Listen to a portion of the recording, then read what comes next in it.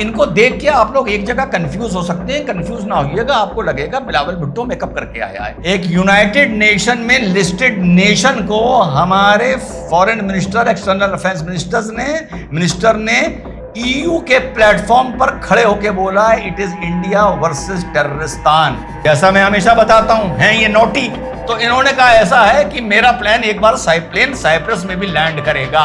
तो ऐसे ऐसे दो कौड़ी के पत्रकार हैं। जब मोदी जी को नहीं बुलाया गया था तो प्रोग्राम बना रहे थे, क्यों नहीं जा रहे, क्यों नहीं बुलाया गया, और जब बुला लिया गया तो ये दो कौड़ी के पत्रकार ये कह रहे हैं इतना देर से बुलाया गया है तब भी क्यों जा रहे हैं।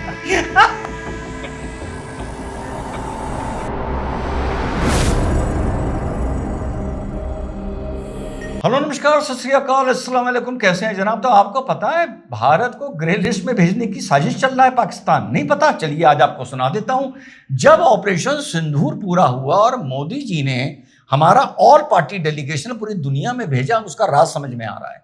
मोदी जी को पता था कि हमारी देखा देखी पाकिस्तान भी ऐसा करेगा, और जब वो करेगा तो उसकी और बल भर बेइज्जती होगी। तो साहब पाकिस्तान ने बिल्कुल ऐसा किया और अपना ऑल पार्टी डेलीगेशन दुनिया में भेजना शुरू किया भारत के खिलाफ माहौल बनाने के लिए। तो उसी की चर्चा मेरे सामने पड़ी, तो पहली बार एक लिंक अपने डिस्क्रिप्शन में डाल रहा हूं।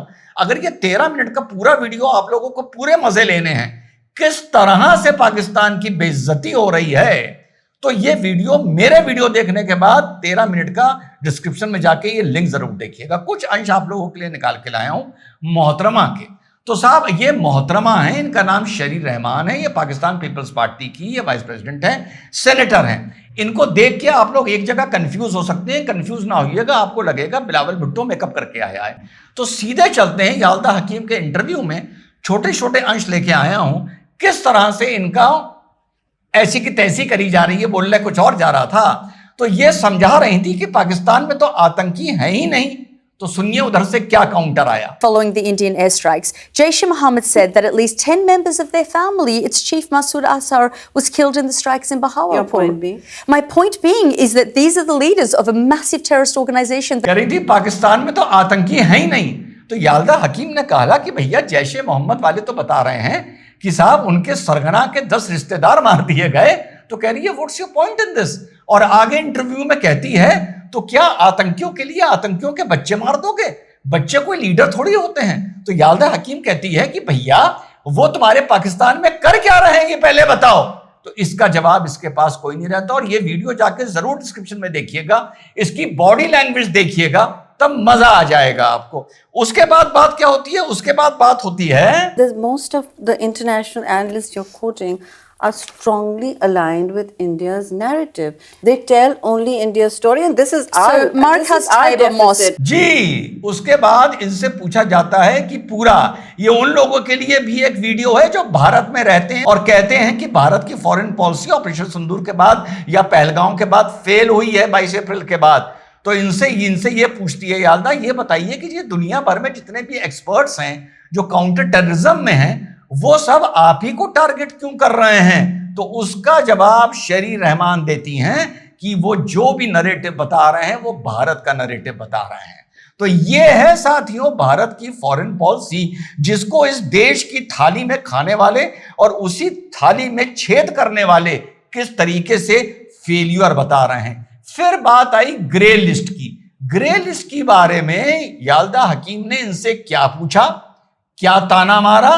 सीधा पूछा तो ये बता दो ना तुम ग्रे लिस्ट में कैसे आए थे, और अगर तुम कह ही रहे हो कि भारत आतंक का गढ़ है तो फिर भारत ग्रे लिस्ट में क्यों नहीं है? सुनिए क्या कहा। So why isn't India on a grey list? This is our failing that we haven't bothered. Now we will try. I mean, शरीर रहमान कह रही है कि now onwards we will try कि इंडिया भी ग्रे लिस्ट में आ जाए। ग्रे लिस्ट आप सबको पता होगा, फंडिंग मिलनी बंद हो जाती है, ट्रेड में बड़ा नुकसान होता है, वगैरह वगैरह। उसके बाद इनसे पूछा गया कि साहब फिर ये पूछा गया कि पूरी दुनिया भारत का नरेटिव क्यों बता रही है? अटैक भारत ने किया आप कह रहे हैं ना, आपकी उन्होंने टेरिटरी में घुस के 9 जगह अटैक किया, तो पूरी दुनिया भारत को क्यों कुछ नहीं कह रही है? सुनिए क्या कहा। ये मैं नहीं बोल रहा, ये पाकिस्तान की सेनेटर बोल रही है, सुनिए। We reward India for bombing innocent people in one country, right? Raising the escalatory spiral. We reward India by saying, "Oh, Pakistan, you used to do that." We reward India, ये पाकिस्तान की senator है, फिर से चौथी बार बता दूं। तो इतनी 4 बाइट से भी अब कुछ हो सकता है, 2 कौड़ी के आ जाए, क्या तू एडिट करके दिखा रहा है? तो डिस्क्रिप्शन में 13 मिनट का पूरा इंटरव्यू है, जितनों की भी यहां वालों की वहां से रिश्तेदारी है, जाकर देख लेना कैसे पानी पी पी के याल्दा हकीम ने इसकी बेइज्जती करी है और इसे इसके मुल्क की औकात दिखाई है। तो यह है भारत की फॉरेन पॉलिसी। भारत की फॉरेन पॉलिसी का दूसरा पार्ट देख लीजिए। दूसरा पार्ट भारत की फॉरेन पॉलिसी का है कि EFTA, European free trade association, जिसमें नॉर्वे आता है, स्विट्जरलैंड आता है, आइसलैंड आता है और एक और कंट्री आता है। फिलहाल भारत का फ्री ट्रेड एग्रीमेंट इनसे साइन हो गया है और बहुत जल्दी यूरोपियन यूनियन के साथ भारत का ट्रेड एग्रीमेंट साइन होने जा रहा है। और इसी सिलसिले में अभी कल जब हमारे जयशंकर जी एक प्लेटफॉर्म, यूरोपियन यूनियन के प्लेटफॉर्म पर खड़े होकर बोल रहे थे, तो उनसे इंडिया पाकिस्तान के कॉन्फ्लिक्ट के बारे में पूछा गया।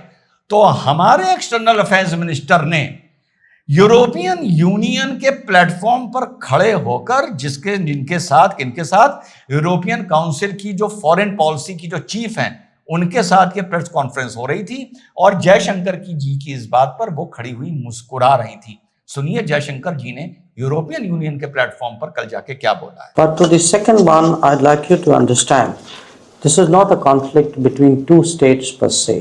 This is actually a response to the threat and to the practice of terrorism.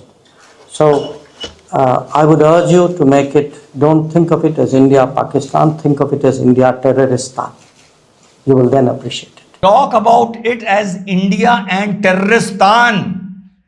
एक यूनाइटेड नेशन में लिस्टेड नेशन को हमारे foreign minister, external affairs minister ने EU के प्लेटफॉर्म पर खड़े होकर बोला है it is India versus Terroristan. और बगल में उनकी जो फॉरेन पॉलिसी EU की चीफ हैं वो खड़ी हुई मुस्कुरा रही थी और इस पर कोई भी रिएक्शन नहीं आया। तो साथियों, ये है भारत की फॉरेन पॉलिसी। और तीसरी फॉरेन पॉलिसी जो मैंने वीडियो बनाया था धुआं, जो लोग बड़े खुश हो रहे थे कि G7 में नहीं बुलाया जा रहा, मैंने समझाया था कि G7 नहीं बुलाता है, जो नेशन होस्ट होता है वो बुलाता है। हो सकता है कनाडा बुलाए, हो सकता है ना बुलाए, कल को हो सकता है UK बुलाए ना बुलाए। तो ऐसे ऐसे 2 कौड़ी के पत्रकार हैं। जब मोदी जी को नहीं बुलाया गया था तो प्रोग्राम बना रहे थे, क्यों नहीं जा रहे, क्यों नहीं बुलाया गया। और जब बुला लिया गया तो ये 2 कौड़ी के पत्रकार ये कह रहे हैं इतना देर से बुलाया गया है तब भी क्यों जा रहे हैं। तो ये हुआ है। और मोदी जी ने क्या गुगली मार दी है, याद है मैंने जब एक इजराइल तुर्की पर एक वीडियो बनाया था, मैंने आप लोगों को ग्रीस और साइप्रस के बारे में एक बात बताई थी। सुनिए, भारत ने जब भी प्राइम मिनिस्टर हमारे साइप्रस, ग्रीस, आर्मीनिया की बात करें तो समझ लीजिए तुर्की की दुखती रग पर हाथ रख रहे हैं। तो जब आपने सुना कि प्रधानमंत्री ग्रीस के PM से मिले या साइप्रस गए या जर्नी ब्रेक करके गए, तो समझ लीजिए तुर्की की दुखती रग पर हाथ रखने के लिए गए, क्योंकि इन देशों का पड़ोसी होने के मेडिटेरियन कॉमन बॉर्डर इनका पड़ता है, कॉमन बीच में इनका बहुत 36 का आंकड़ा है तुर्की से जी। तो हमारी फॉरेन पॉलिसी को पता है कि तुर्की की जो दुखती नस है वो साइप्रस है और ग्रीस है। ग्रीस भारत के बारे में क्या बोलता है कि यूरोपियन यूनियन में एंट्री का जो नेचुरल पॉइंट है भारत के लिए वो ग्रीस है। तुर्की चाहता था कि भारत ये बोले कि हमारा नेचुरल पॉइंट तुर्की है, लेकिन ग्रीस ये बोल रहा है। और अब जब कनाडा हमारे प्रधानमंत्री 15 से 17 के लिए G7 में जा रहे हैं, तो जैसा मैं हमेशा बताता हूं, हैं ये नोटी, तो इन्होंने कहा ऐसा है कि मेरा प्लान एक बार प्लेन साइप्रस में भी लैंड करेगा। अब चिढ़ाया किसको, दुखती नस किसकी दवाई, तुर्की की दवाई। अब ये जो हमारे प्रधानमंत्री जी साइप्रस जा रहे हैं, इसके पीछे सिर्फ तुर्की को जलाने के अलावा एक और कारण भी है। यूरोपियन यूनियन काउंसिल की प्रेसिडेंसी साइप्रस के पास आने वाली है नेक्स्ट हमें भारत को free trade agreement European union के साथ साइन करना है। इस मारे हमारे प्रधानमंत्री कनाडा जाते हुए, जो उनकी एक डिप्लोमेटिक विक्ट्री हुई है, वहां पे पार्टियों के विरोध के अलावा, रंजिश के अलावा भी उनकी हैसियत और भारत की हैसियत देख के उनको बुलाया गया है। हमारे नौटी प्रधानमंत्री ने बीच में फ्लाइट जर्नी ब्रेक कर दी और साइप्रस लैंड कर गए, आगे की रणनीति के लिए भी, फ्री ट्रेड के लिए भी और तुर्की को जलाने के लिए भी। तो अब आप लोग बताइए कैसा लग रहा है भारत की फॉरेन पॉलिसी, चल कैसी रही है, कमेंट करके जरूर बताइएगा। और क्या लग रहा है पाकिस्तान की कोशिश से हम ग्रे लिस्ट में कब तक चले जाएंगे? जय हिंद, वंदे मातरम, खुदा हाफिज।